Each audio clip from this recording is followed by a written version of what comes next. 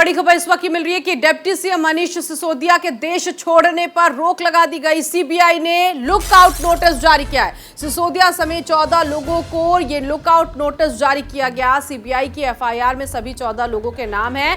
केंद्र सरकार पर मनीष सिसोदिया का हमला। मनीष सिसोदिया ने ट्वीट कर हमला किया है, आपकी रफ्तार से तो हवाएं भी हैरान हैं। और आपको बता दें कि कल जिस तरह से मनीष सिसोदिया ने प्रेस कॉन्फ्रेंस की और प्रेस कॉन्फ्रेंस में उन्होंने कहा कि 2-4 दिनों में मेरी गिरफ्तारी हो जाएगी, लेकिन उससे पहले ही सीबीआई ने लुक आउट नोटिस जारी कर दिया। न सिर्फ मनीष सिसोदिया पर बल्कि मनीष सिसोदिया के साथ 14 लोगों पर भी लुक आउट नोटिस जारी किया गया। लुक आउट नोटिस के जरिए अब ये सभी लोग देश नहीं छोड़ सकते हैं। इनके देश छोड़ने पर रोक लगा दी गई है और जिन लोगों पर एफआईआर दर्ज की गई है वो सभी लोग लुकआउट नोटिस के जरिए देश नहीं छोड़ सकते हैं। नमित त्यागी इस वक्त हमारे साथ सहयोगी जुड़ गए इसी खबर पर आगे की जानकारी के लिए। नमित, एक तरफ सीबीआई की जांच चल रही है, छापेमार कार्रवाई हुई आवास पर, दूसरी तरफ लुकआउट नोटिस जारी किया गया सीबीआई की तरफ से। जाहिर तौर पर जो नाम शामिल थे जिन पर एफआईआर हुई थी उनको भी लुकआउट नोटिस दिया गया। अब आगे किस तरह से एक्शन लिया जाएगा जब ये लुकआउट नोटिस जारी कर दिया गया?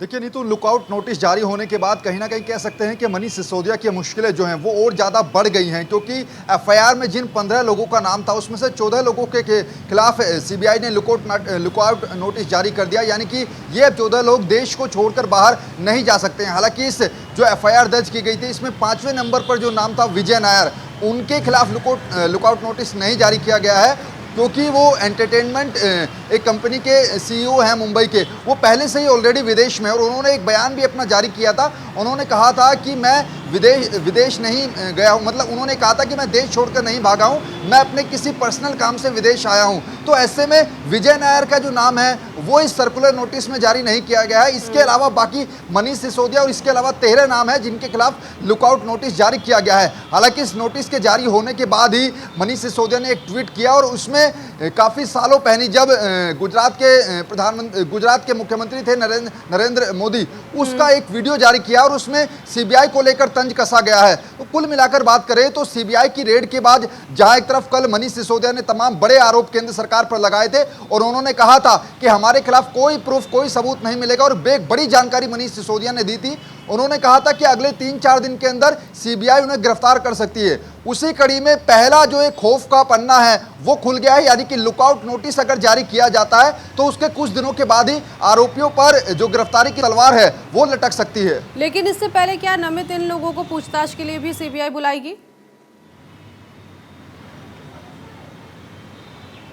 देखिए बिल्कुल, लुकआउट नोटिस जारी होने के बाद एक नोटिस दिया जाता है जिसमें कुछ लोगों को जो आरोपी रहते हैं उनसे सीबीआई पूछताछ करती है अलग अलग बैठाकर। हालांकि कल भी कुछ लोगों को से पूछताछ की गई थी। उम्मीद है कि आने वाले कुछ दिनों में शायद मनीष सिसोदिया को भी नोटिस देकर उनसे पूछताछ कराई जाए और उनके आंसर, यानी कि जो कल जिन लोगों से पूछताछ की गई है उन्होंने क्या जवाब दिए और मनीष सिसोदिया से अलग बैठाकर अगर पूछताछ की जाएगी उनके जवाब क्या रहेंगे। अगर उन दोनों जवाबों में सिमिलरिटी नहीं दिखेगी तो शायद फिर जो गिरफ्तारी की तलवार है वो लटक सकती है मनीष सिसोदिया के ऊपर। हालांकि अगर हम बात करें तो कल दिल्ली के डिप्टी सीएम मनीष सिसोदिया और अरविंद केजरीवाल गुजरात जा रहे हैं और वहां पर युवाओं के साथ संवाद भी करेंगे, क्योंकि पार्टी चाह रही है कि अगर मनीष सिसोदिया को सीबीआई गिरफ्तार करती है तो उससे पहले ही जो पार्टी का जो मूल मंत्र है, जो पार्टी कहना चाह रही है, गुजरात के अंदर लोगों को संदेश देना चाह रही है, उसको पहले क्लियर किया जाए।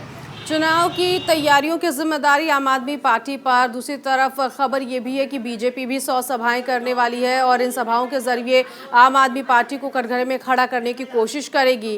तो कहा जा सकता है कि इस वक्त आम आदमी पार्टी चुनाव को लेकर हो या फिर ये जो पूरा मामला हो, पाक साफ करने की तो कोशिश में लगी हुई है, लेकिन अब कितनी मुश्किलें हम कह सकते हैं कि आम आदमी पार्टी के लिए भी खड़ी हो चुकी है इस मामले को लेकर? देखिए जाहिर तौर पर, क्योंकि जब दिल्ली के स्वास्थ्य मॉडल को लेकर कई सवाल खड़े किए गए थे, उस दौरान अगर हम बात करें तो हिमाचल प्रदेश के अंदर चुनाव प्रभारी थे सत्येंद्र जैन।